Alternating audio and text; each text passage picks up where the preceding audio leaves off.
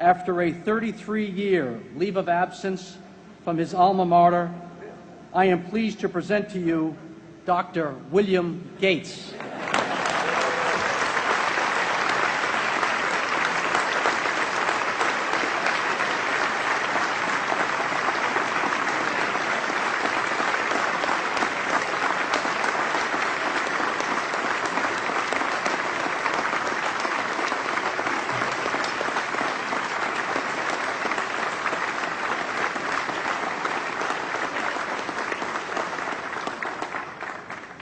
Thank you. President Bach, former President Rudenstein, incoming President Faust, members of the Harvard Corporation and the Board of Overseers, members of the faculty, parents, and especially the graduates. I've been waiting more than 30 years to say this. Dad, I always told you I'd come back and get my degree.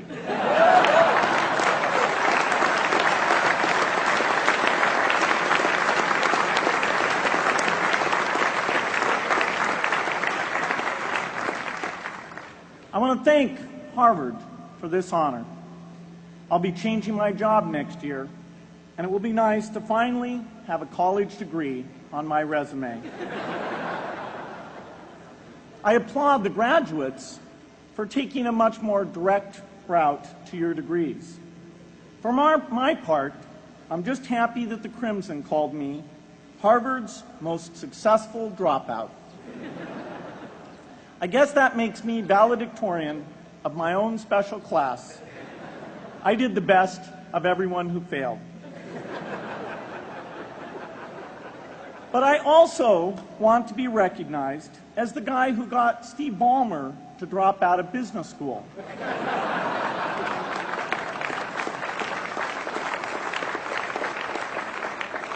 I'm a bad influence. That's why I was invited to speak at your graduation. If I'd spoken at your orientation, fewer of you might be here today.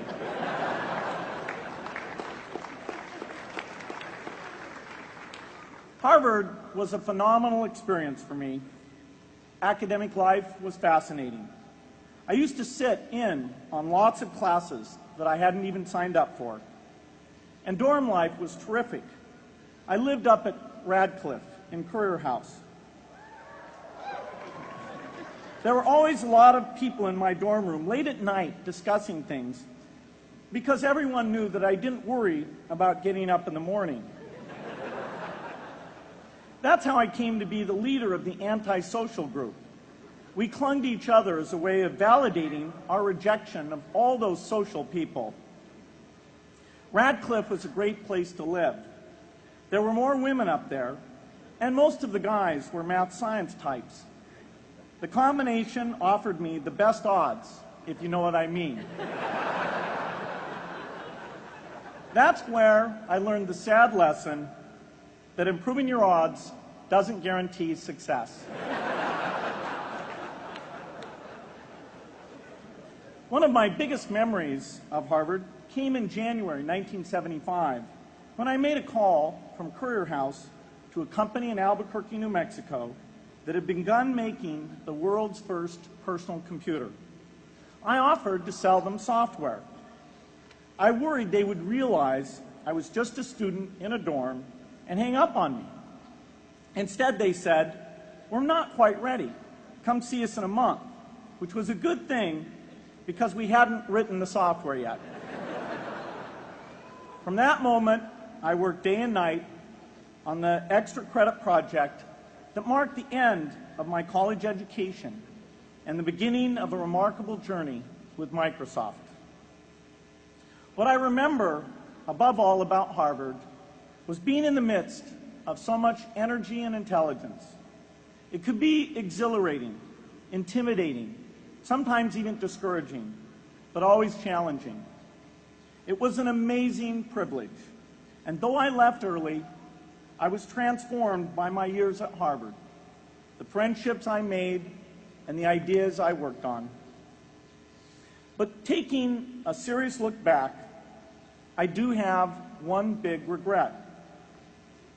I left Harvard with no real awareness of the awful inequities in the world, the appalling disparities of health and wealth and opportunity that condemn millions of people to lives of despair. I learned a lot here at Harvard about new ideas in economics and politics. I got great exposure to the advances being made in the sciences. But humanity's greatest advances are not in its discoveries, but in how those discoveries are applied to reduce inequity.